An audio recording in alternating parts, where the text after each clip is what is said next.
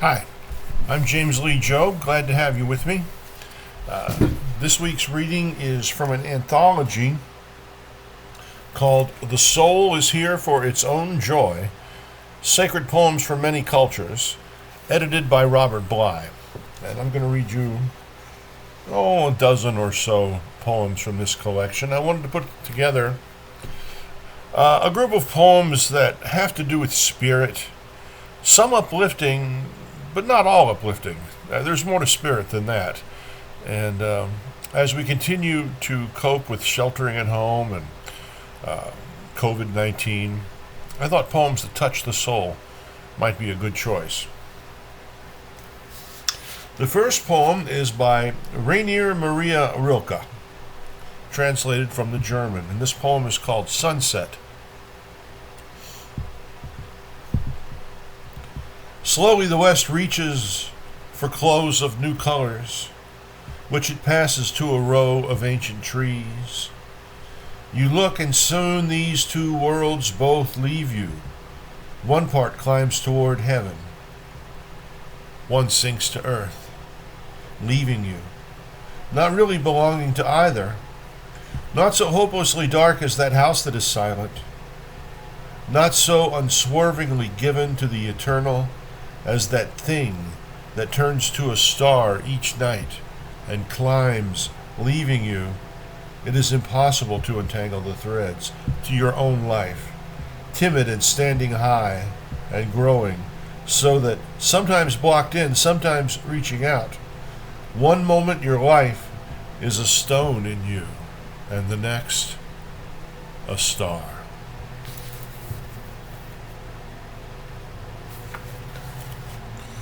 This is a poem by Mary Oliver called Maybe. Sweet Jesus, talking his melancholy madness, stood up in the boat, and the sea lay down, silky and sorry. So everybody was saved that night. But you know how it is when something different crosses the threshold. The uncles mutter together. The women walk away. The younger brother begins to sharpen a knife. Nobody knows what the soul is. It comes and goes like the wind over the water. Sometimes for days you don't think of it. Maybe after the sermon, after the multitude was fed, one or two of them felt the soul slip like a tremor of pure sunlight before exhaustion that wants to swallow everything, gripped their bones and left them miserable and sleepy as they are now, forgetting how the wind tore at the sails before he rose and talked to it, tender and luminous and demanding as he always was, 1,000 times more frightening than the killer sea.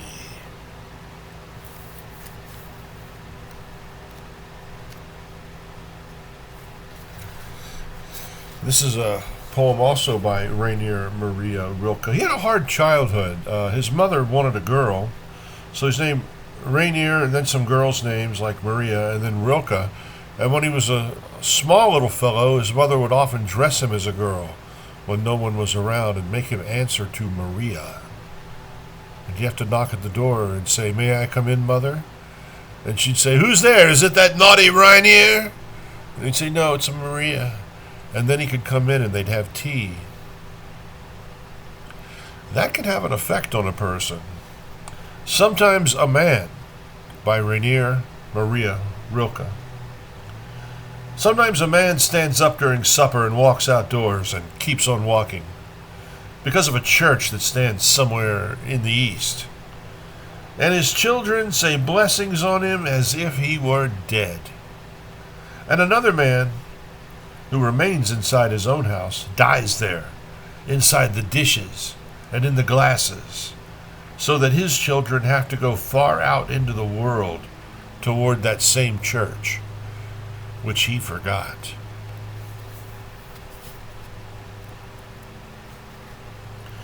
This is a poem about one of the greater poets of the Spanish language, Antonio Machado, who was Early on in that great group of Spanish language poets that encompassed several countries and began in the late 1800s and went on into the 1900s and into the 20th century, Antonio Machado, Gabriela Mistral, Pablo Neruda was one. Juan Ramon Jimenez was another. Cesar Vallejo. Yeah. Antonio Machado, Is My Soul Asleep? Is my soul asleep? Have those beehives that work in the night stopped? And that water wheel of thought, is it going around now, cups empty, carrying only shadows? No, my soul is not asleep.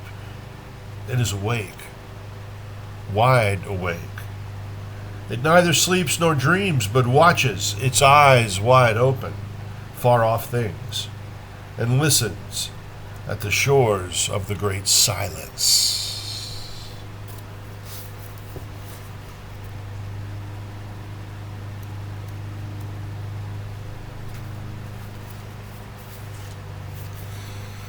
Another of the great Spanish language poets of that era, Juan Ramon Jimenez, became a Nobel laureate in the 50s. He had no books of poetry published in English in America. We were a little bit behind back then. I hope we've caught up. And he eventually moved, I believe, to the Washington, D.C. area. And he hated the telephone, and when people would call, he'd often, this was the days before there were answering machines or voicemail, he'd often pick up the phone and say, "Juan Ramon is not here," and hang up again. And when his wife died, and it was an arranged marriage in the 1920s, when his wife died, he wrote no more poems. He stopped. He loved her very deeply. And when someone would try to interview him, he'd say, "You should have talked to my wife. She was someone worth talking to."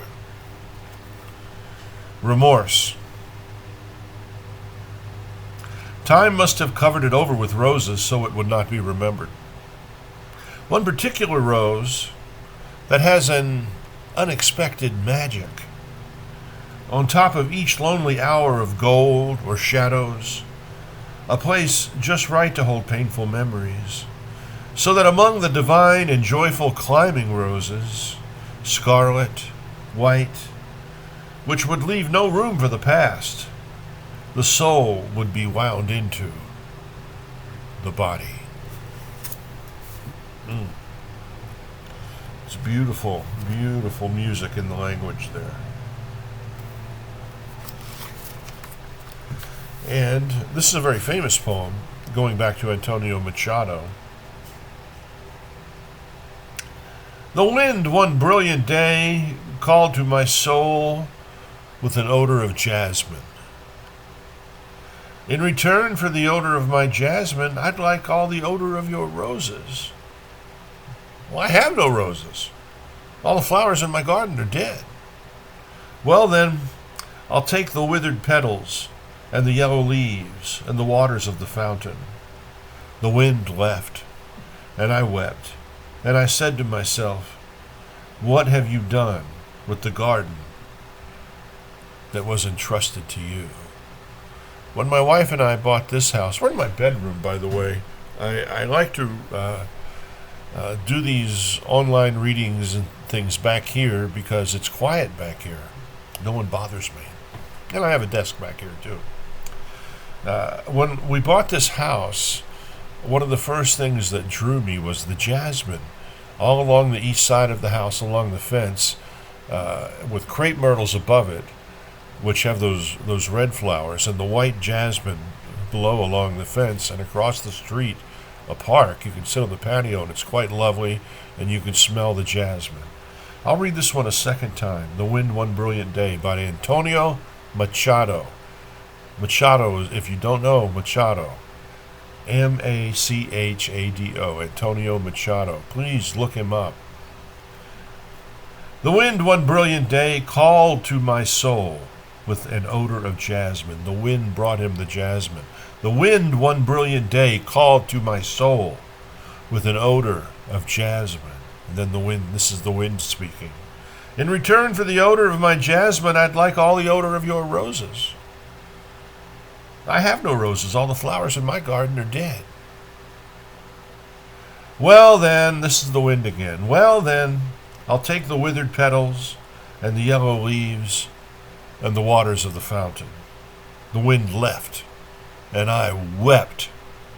And I said to myself, what have you done with the garden that was entrusted to you? Our life is our garden, you know. Don't let your roses wither, my friend. Anytime you do poems of the soul, you eventually come to Rumi, and I've read some Rumi before in these readings, and I love Rumi, and I read a little Rumi almost every day, and have for many, many years. And when my late son was a little boy, I would often read him Rumi at night. And there was a couple of times when I'd take him to a poetry reading and he was kind of bored. And he'd interrupt the poet and say, have you got anything else? Have you got any Rumi? And they'd look at me like, you're responsible for this. Rumi, this is Breaking the Dragon. Now, Rumi didn't really title his poems. Coleman Barks, who did the translation here, he created the title. Breaking the Dragon by Rumi, Jalaluddin Rumi. The animal soul has given birth to all the fetishes. The animal soul has given birth to all the fetishes. A fetish made of wood is a little like a garter snake, but a fetish made of energy is closer to a dragon. A fetish made of wood is a little like a garter snake, but a fetish made of energy is closer to a dragon. To snap a wooden idol in two is extremely easy, but to break a dragon is a task beyond our power. My friend, if you're interested in the character of the insatiable soul, read an account of the 7 gates of hell. Cunning evasions flow out of the insatiable soul in every breath we take. And in that breath stream 100 pharaohs and all their armies could drown. One more time. The animal soul has given birth to all the fetishes. A fetish made of wood is a little like a garter snake, but a fetish made of energy is closer to a dragon. To snap a wooden idol in two is extremely easy, but to break a dragon is a task beyond our power. My friend, if you're interested in the character of the insatiable soul, read an account of the 7 gates of hell. Cunning evasions flow out of the insatiable soul in every breath we take. And in that breath stream, 100 pharaohs and all their armies could drown. Brings forth that image of Moses bringing the Red Sea down on the Pharaoh's army. In the old song, "Oh Mary, don't you weep no more." Pharaoh's army is drowned. Oh Mary, don't you weep. Another great poet of spirit is Kabir from India. Kabir. This is a Robert Bly translation. What I said to the wanting creature. Kabir also did not title his poems. And, you know, I've stopped titling mine. In a place where a title goes, I'll use an opening phrase or an opening sentence. I kind of feel like it was good enough for Rumi and Kabir. I mean, who the hell am I? What I said to the wanting creature, Kabir. I said to the wanting creature inside me, what is this river you want to cross? I said to the wanting creature inside me, what is this river you want to cross? There are no travelers on the river road and no road. Do you see anyone moving about on that bank or resting? There is no river at all, and no boat, and no boatman. There is no tow rope either, and no one to pull it. There is no ground, no sky, no time, no bank, no ford, and there is no body and no mind. Do you believe there is some place that will make the soul less thirsty? In that great absence, you will find nothing. Be strong then, and enter into your own body. There you will have a solid place for your feet. Think about it carefully. Don't go off somewhere else. Kabir says this: just throw away all thoughts of imaginary things and stand firm in that which you are.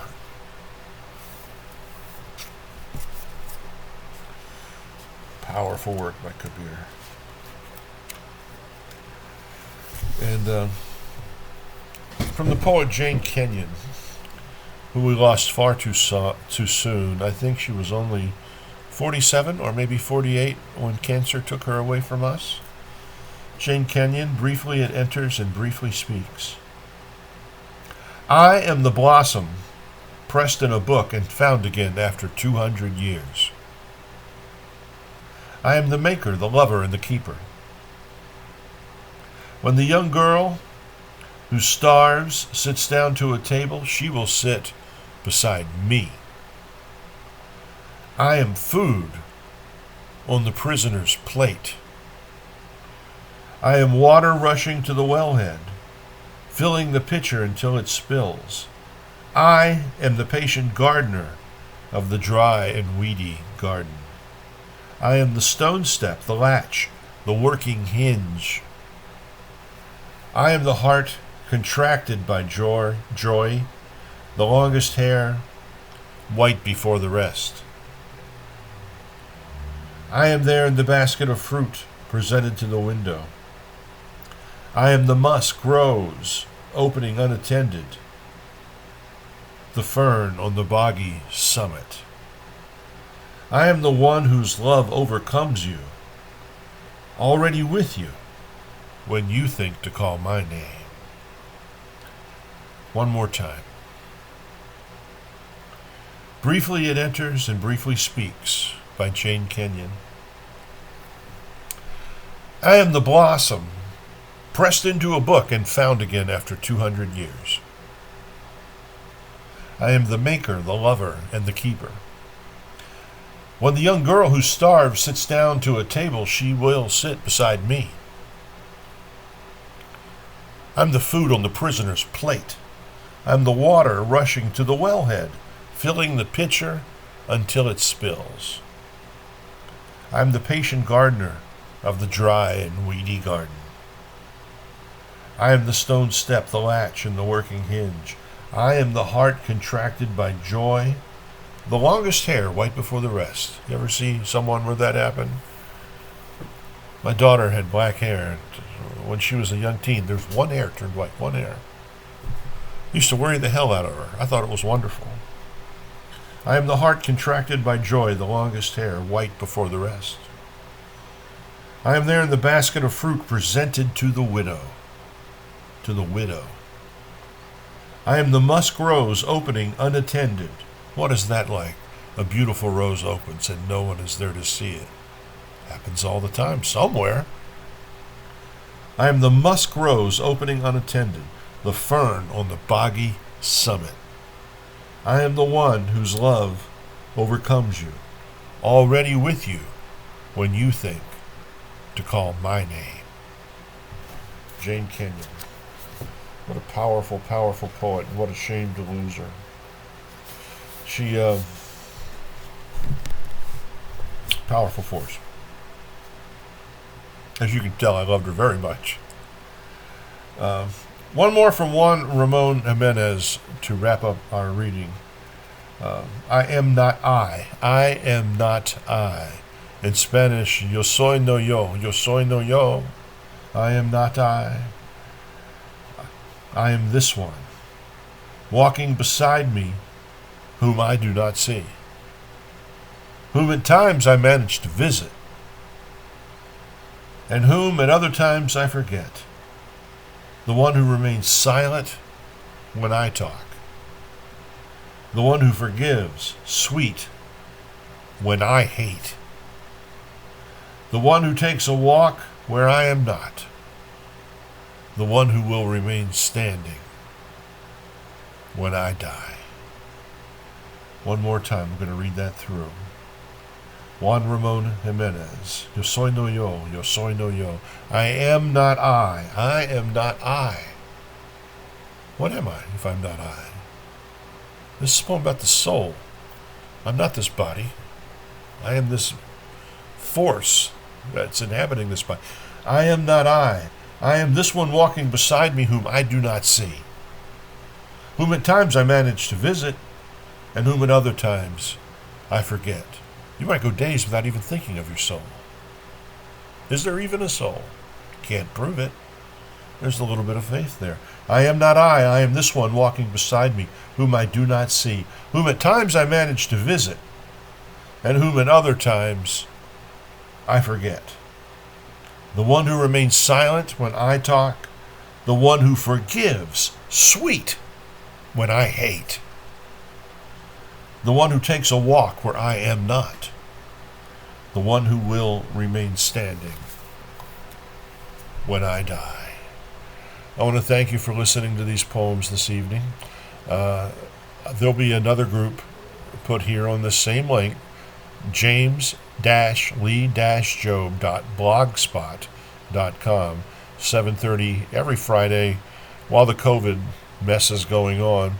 Eventually, I'm going to start putting together some Zoom poetry readings with other poets. Got to tell you, I'm not the biggest fan of Zoom. The audio is awful.